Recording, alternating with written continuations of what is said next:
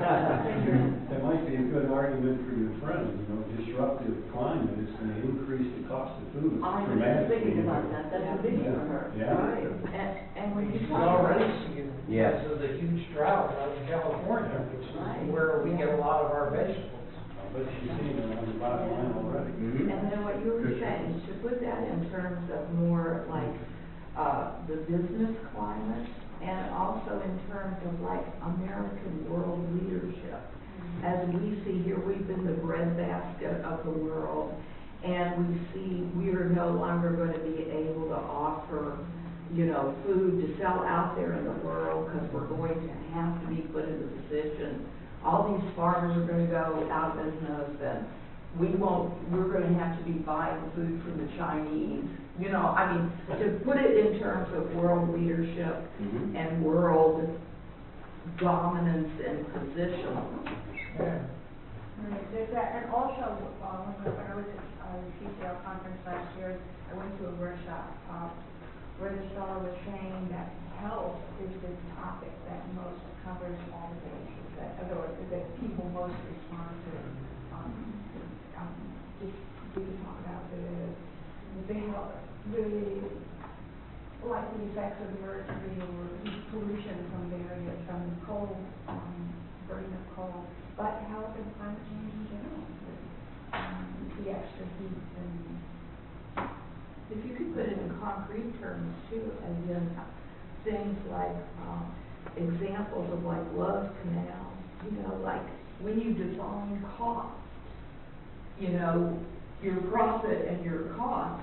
If your cost is just simply the cost of dumping this pollutant, and that's it. You know, it cost me $30 to have the guy in the dump truck go take my pollutant and dump it over here. Well, if it's $30 plus, that's not a problem, but you add into all the cancer costs, all the cost of cleaning up this entire area that we poisoned with our mercury. Well, that's a whole lot different than the $30 dump truck cost to get rid of this pollutant. So you have to kind of redefine cost. That's exactly the problem, is that it's called negative externalities, that fossil fuel companies are not covering the cost of the damages to our health and environment. Yeah, Well, theoretically, that's a conservative argument. Polluting scot-free, that should. Exactly. Yeah. That's a conservative argument, is that there should be no unfunded externalities. Exactly. If you create pollution, you ought to pay your cost, and that when you pay the cost of cleaning it up, that has to be passed on to your customers. Well, you know, the Republicans are a bunch of hypocrites, because that's a conservative argument, and they follow it right down to, oh, but we're not going to make the coal companies pay the cost of the external. And we will learn that tomorrow when Right. Obama makes his announcement about increasing the standards for coal company carbon emissions. I'm curious to see what We're going to have to go to sequestration, I think, in order to meet those So standards. this is for Or the natural gas. existing coal companies, existing. I hope so. The outlines are just been suggested so far. I'm anxious to see what he says. It's going to come out tomorrow. There's one thing that, I don't know where I heard this, but just lately, somebody told me this, and I can't question the numbers because I don't know better.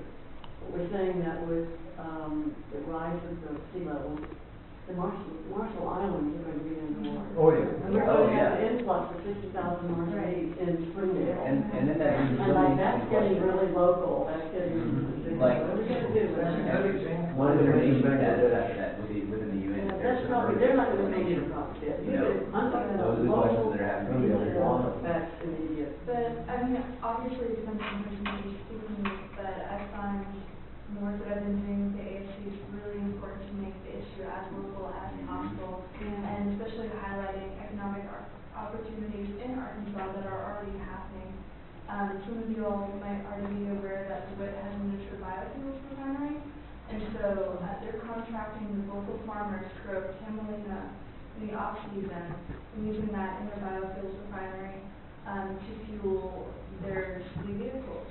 So, like, this is an example of the city investing in local farmers creating an industry that could potentially generate over $1 million of revenue.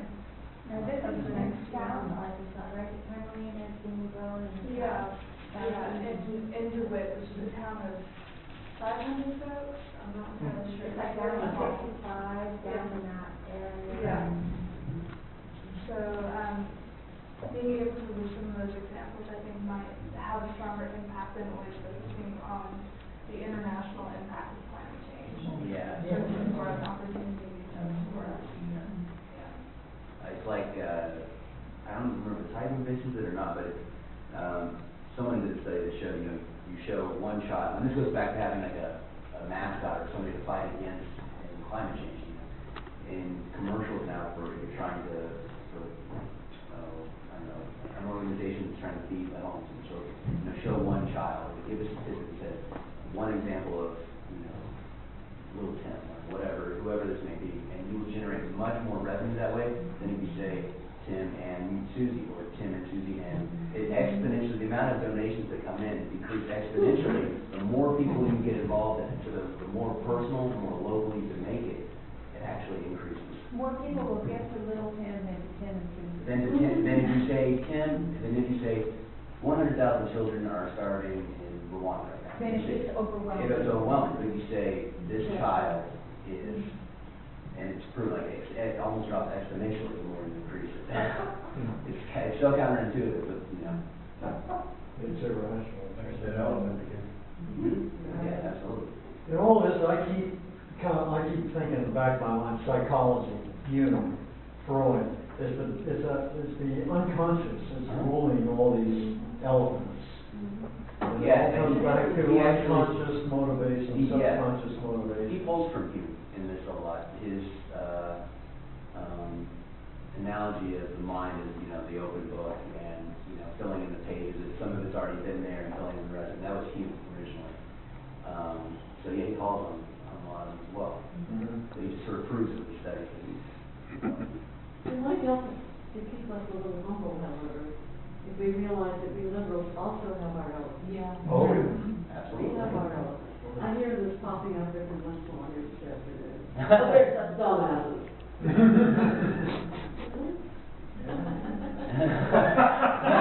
We got our We have ultra There's several liberal. people who have not commented yet, and I just wonder if we could do ask if people who have not commented yet might ask Yeah, a question or comment. Anyone who's hasn't spoken? When I'm trying to talk to folks about climate change, gosh, remember when you were a little kid? Don't you think that things have changed quite a bit? And, when you were a little kid, hell, you could go swimming, driving around Wisconsin, oh, let's go swimming. Boy, you get in the water now, wouldn't happen, you go to the hospital and get shots. As far as the restaurant, hit them up with, hey, it's really big on organics and local. So for, your restaurant friend, what great PR. If you can have like a picture of, we're helping this farmer here. Yeah, there you go. I'm a big farmer, exactly. Yeah, and just people really are getting more aware of organics and such. Shows local. Yeah. Right? I think one thing I'd like to throw out there is that my experience working with some nonprofits, some groups here from Georgia or some that were very conservative, that number one, even though about half the Republicans now admit that we have climate change, the vast majority still don't condemn it. And so that's a big difference. So that says, okay, yeah, it's changing, but what can we do about it? We can't do anything about it. That's their authority. The other thing is that what we did out in Georgia, we just basically said, we're not going to talk about the environment, sustainability, we're just going to talk about the economy. And that's something that we all have in common. That's that common ground. And even though we all, believe strongly in environmentalism and sustainability, we just decided that this was counterproductive. So. Well, Art brought up something about Obama announcing regulations on coal plants, and that's going to be coming up tomorrow.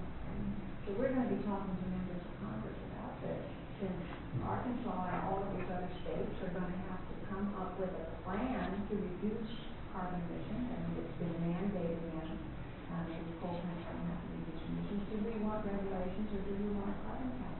And conservatives that conservatives are going to favor free market over regulation.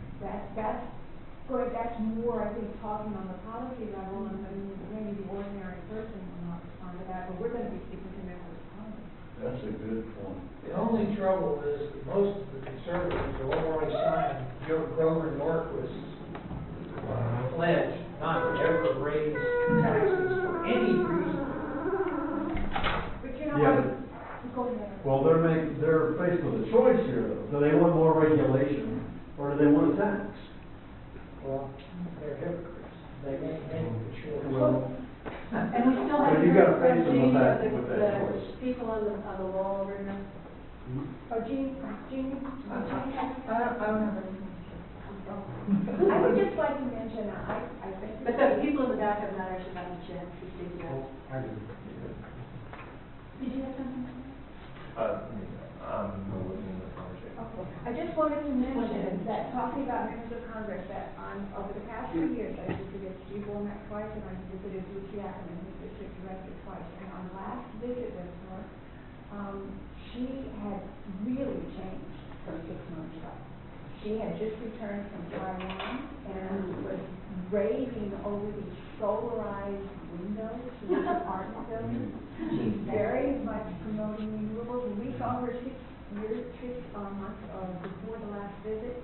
She did not believe that climate change is actually coming. She was talking about all the time, China is polluting more than we are, et cetera, and this time she agreed with most of what was said. We said we had to do something, but the problem was that the constituents were not there yet.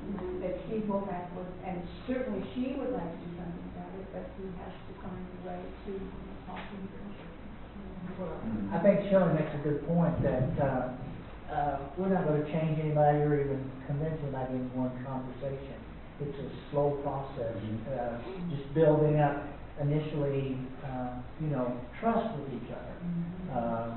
Like Shirley has done with Representative Womack's office.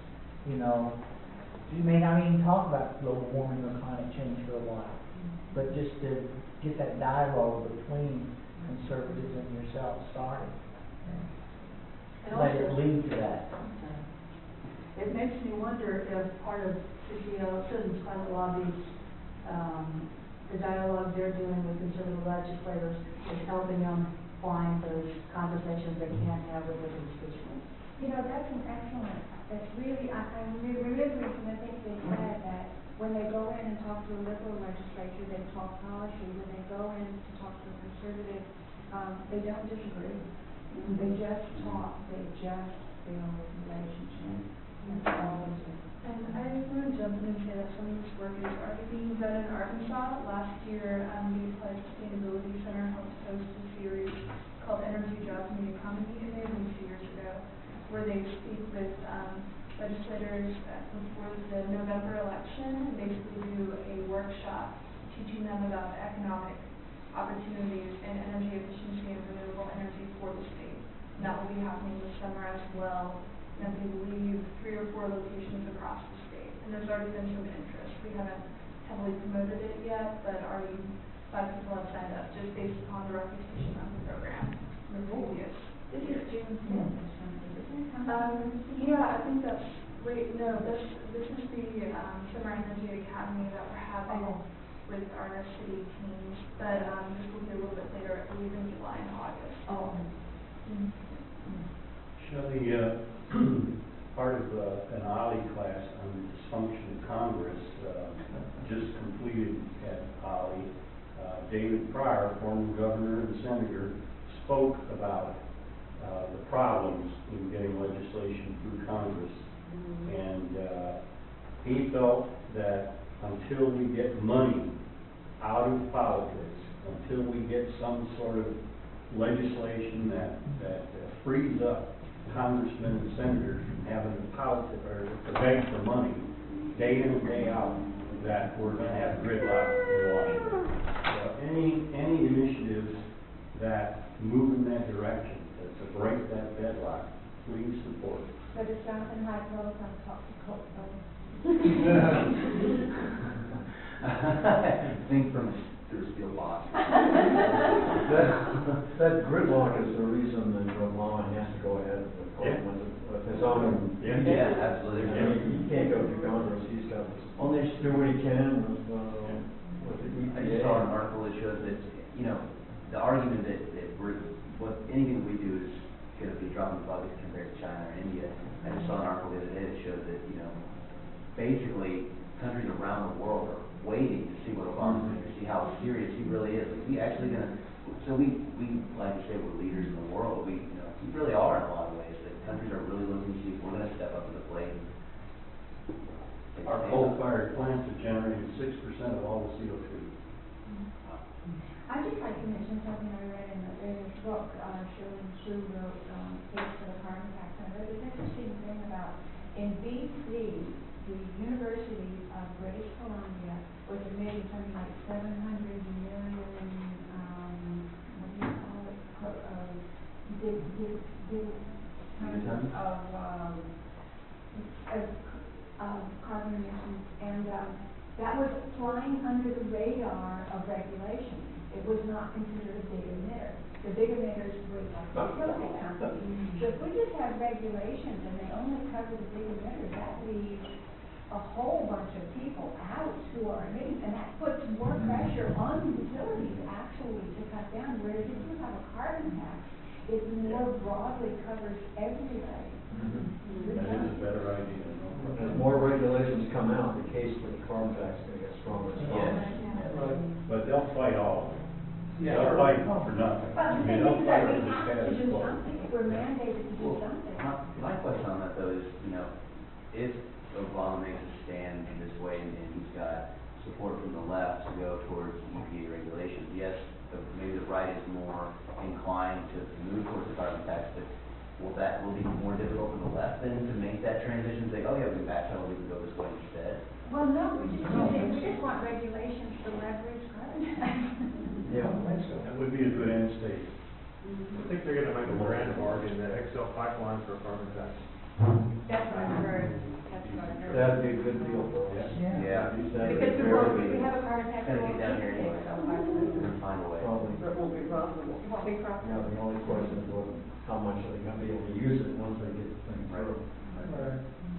And the KXL, I mean, we were talking to Mary Humphries from Forest Records, Madison Lockwood the other day, and KXL has kind of been we've focused our attention on that, but meanwhile, all of these other pipelines have failed. And they're promoting oil by rail and trucking. It's gonna go in one way or the Right. other until you get something like that. I saw something on the internet, so there's this thing called Sunspeak, that with global warming, the excess heat is warping rails.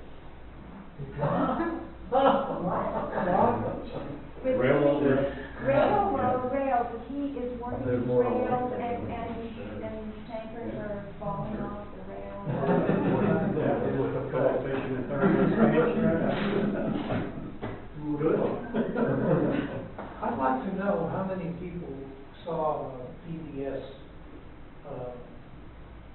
program called Climate of Doubt. Has anybody ever seen one? Okay, I really, yeah, I think it was the front line. I think, but it was interesting to me. I saw it on the internet, and it was interesting to me. They had all these people, you know, who were funded, you know, like Mobile and all these other people that funded these groups to try to create doubt, which is exactly the tactic that they use for tobacco, secondhand smoke, air pollution, et cetera, et cetera. But the thing that struck me the most actually was they asked this guy from the Heartland Institute, you know, he's absolutely denying that climate change is happening, and even if it were happening, human beings wouldn't have anything to do with it, and so forth. And they asked him, what if you're wrong? What if 25 years down the road, the climate has changed so that, you know, it's catastrophic. What if you're wrong? What will you say? Oh, I'll say I'm sorry. Yeah, that was a good program. Another dumbass. Anybody watching the Years of Living Dangerously that's Yeah, on right I now? watched. I saw the first episode, but I don't get, what is it, Showtime? I'm not sure what. It's on Showtime, I think. I don't get that. It didn't get on It's my in America. computer, I watched it on my laptop, you can get it from the. The first episode. The first episode, that's all I watched so far. Yeah, I That's watched the the whole only one. series. Oh, you have? Really good. Yeah. Can I just, and then you finished your presentation? Oh, climate change. All right, what? I would urge us all to have some response when Obama makes his announcement and it's debated over the next week. Try to write letters to the editor, talk to people, whatever we can do to, or letters to Congress or whatever. Give him some support on this. He's really doing the right thing. Right, and Strong, you'll be able to hear my cheer all over the place. we can use some, Good. some of the lessons we learned today about how to be conservative. So, Sure. Number one, don't call me dumbass. I'll have you work on Before we close, there's a couple of things I would like to do. One, I would like for us all to go around and say our names and kind of just tell us a little something about ourselves, as few new people. And two, I would like for Robert to make a little announcement about the presentation to the Arkansas Public Policy panel that we're planning, because it would at some point need some public feedback. So let's first say our names and then Robert do that. You want to start? Okay, I'm Bob Munger. I recently moved back here to start a low-speed electric vehicle car sharing business. A what? Low-speed electric vehicle car sharing business. Yeah, of course. Yeah. I rode in it last night, pretty awesome. And so also, I want to make sure everybody knows that Friday, I'm going to be leading a workshop, 8 a.m. at the Chamber of Commerce called Sustainable Transportation Concepts for Northwest Arkansas. So, we're going to be talking about different types of sustainable transportation. When is this? It's this Friday, June 6th, 8 a.m. at the Chamber of Commerce. It's part of the Fayetteville Forward Green Commerce Group. Would you, if I give you my email, would you send me information on Absolutely. that? And then I'll get it out to the group. Sure. I'll get it afterwards. Yeah. Can we go show up? Absolutely, it's free. I'd love to have you come. Okay, my name is Maya Porter. Well, especially, I'm here. You live in Fayetteville? Yes, well, I live in Johnson, but, yes. Oh, it's so cute.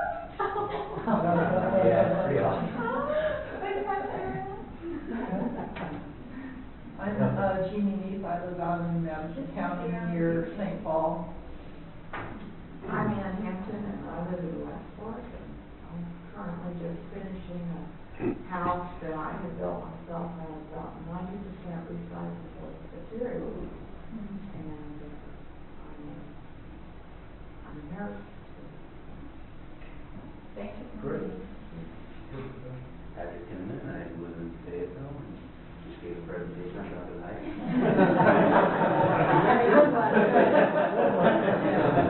You look like it. Yeah, right. I'm out in Cleveland, and I actually am a climate scientist. And retired from the university, but still doing research. Geologist. You guys want to go? Okay. I'm Don Austin. I really, physical therapist. I really try hard to interact with the right, and it is such a strain. Bless their hearts. You gotta work hard. Yeah. Is it Don Austin? Yeah. I'm Terry Tremrell. I teach the Sustainability and Business class on campus.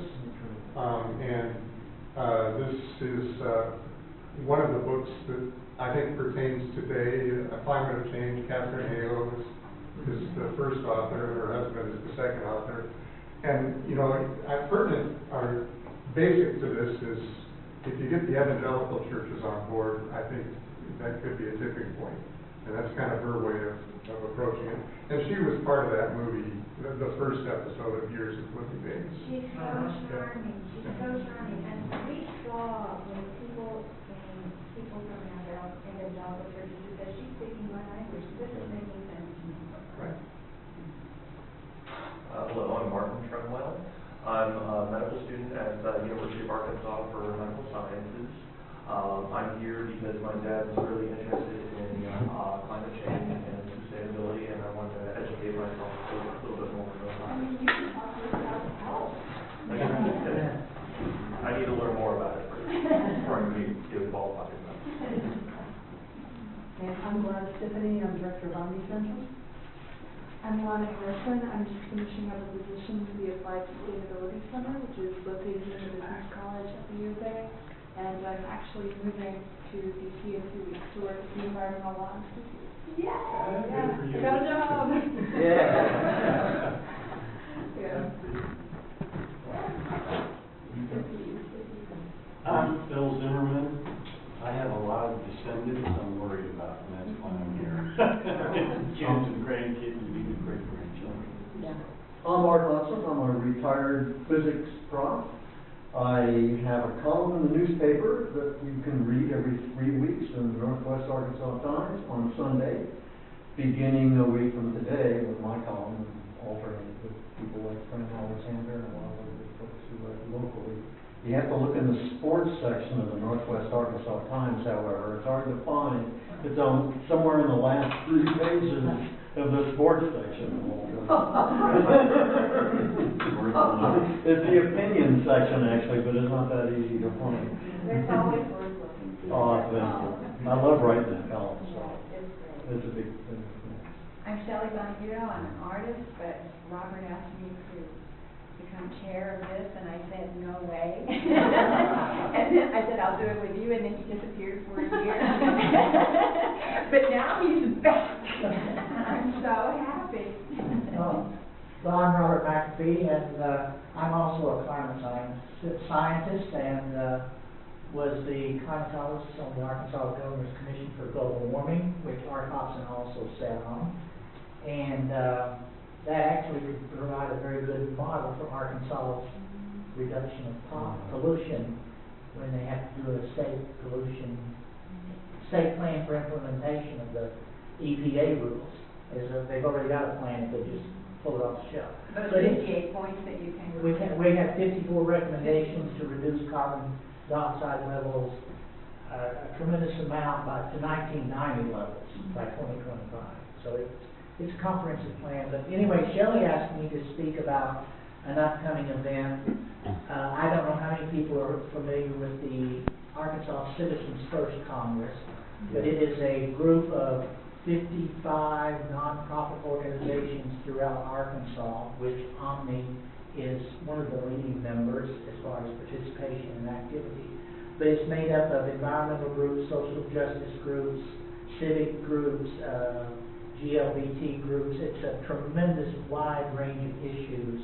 And every 2 years, the group has a convention to select 10 priorities which will be focused on in the Arkansas legislature. For example, in the past, they worked to get the Department of Agriculture created. They worked to get the Global Warming Commission established. They worked to get a Civil Rights Commission, which they're still working on. Arkansas is the only state